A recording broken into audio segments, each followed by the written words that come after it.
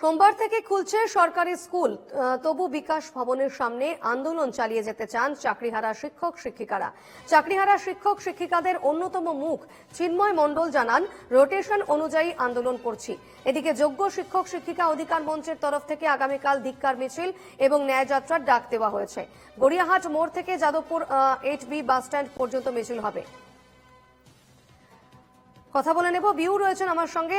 বিউ, ঠিক কি তথ্য রয়েছে এই মুহূর্তে, কারণ সোমবার থেকে স্কুল খুলে যাচ্ছে এবং এখনো বিকাশ ভবনের সামনে আন্দোলন চলছে শিক্ষক শিক্ষিকাদের?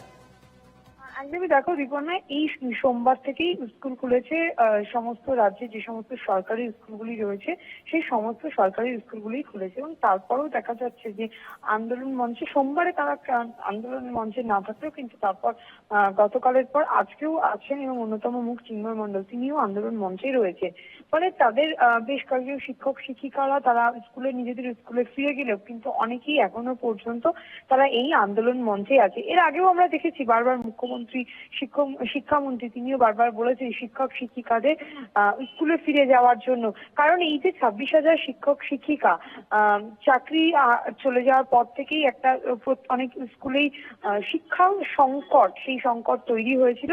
যদিও তারপর 31শে ডিসেম্বর পর্যন্ত সুপ্রিম কোর্ট থেকে চাকরিতে বহালের নির্দেশ দিলে তারপরে কিছুটা সেই সংকট দূর হলেও কিন্তু শিক্ষক শিক্ষিকারা তারা যদি একভাবে আন্দোলন চালান স্কুলে না গিয়ে একটা সংকট তৈরি হবে বলেই মনে করছে শিক্ষক মহল বা স্কুল শিক্ষা দপ্তরের সূত্রে প্রশাসনিক মহল, সেটাই সূত্র মারফত জানা যাচ্ছে। কিন্তু শিক্ষক শিক্ষিকারা তিনি যেটা জানাচ্ছেন যে তাদের অল্টারনেটিভ করে তারা রোটেশন অনুযায়ী এই আন্দোলন চালাচ্ছেন এবং তাদের এটাও একটা যে তারা যে আজকে স্কুলে যাবেন কিন্তু পরবর্তীতে তো আর কদিন পরেই স্কুলে যেতে পারবেন না এবং তাদের স্কুলে গিয়ে অনেক রকম প্রশ্নেরও সম্মুখীন হতে হচ্ছে ছাত্রছাত্রী বা অভিভাবকদের কাছ থেকেও, যে আর কতদিন তাদের কি চাকরিটা আদেও আছে, নানা রকম প্রশ্নের সম্মুখীন হচ্ছে। এবং সামনে যে বিজ্ঞপ্তি বেরিয়েছে সেই পরীক্ষাটাও তাদের যদি দিতে হয় তাহলে মানসিকভাবে তারা একটা চিন্তা বা মানসিকভাবে তারা ভেঙেও পড়েছেন, এমনটাই জানালেন চিন্ময়।